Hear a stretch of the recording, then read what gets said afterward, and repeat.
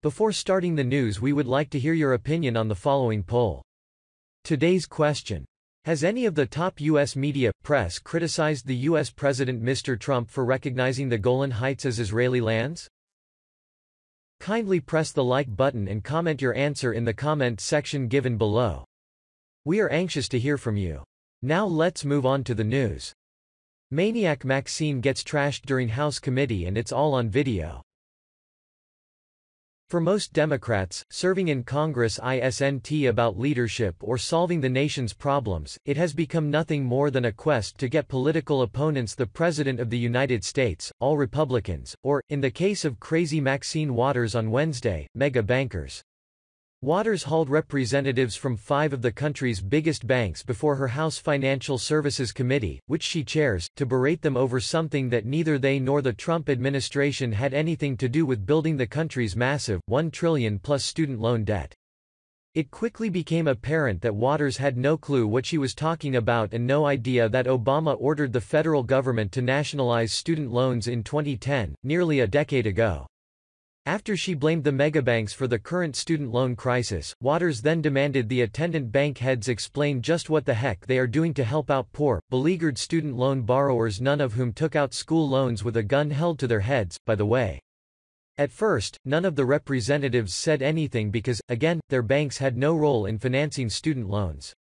After Obama ordered Uncle Sam to take on that responsibility and then give anyone who requested it the money to go to school, few questions asked, their institutions stopped making loans. Waters eventually called out Bank of America CEO and Chairman Brian T. Moynihan when no one stepped forward to answer. "We stopped making student loans in 2007 or so," Moynihan responded. Citigroup CEO and Chairman Michael L. Corbett followed him by announcing that his institution stopped in 2009. Jamie Dimon, the CEO and chairman of J.P. Morgan Chase, reminded Waters straight up that Obama ordered the government to intervene and take over student loans years ago. "When the government took over student lending in 2010 or so, we stopped doing all student lending," Dimon said. "You know, it's okay for congresspeople to not have every single detail about every single subject readily at hand. But if they are, say, chairing committee meetings where they intend to berate and blame witnesses for something, the very least Americans should expect is that they have a clue what they're talking about."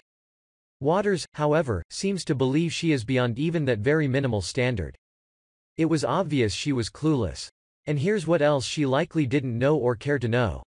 According to analysis from Investors.com, Obama's decision to require the federal government take over student lending added over $1 trillion to the total U.S. student loan burden, largely, again, because there were so few hard and fast requirements to doling out the money.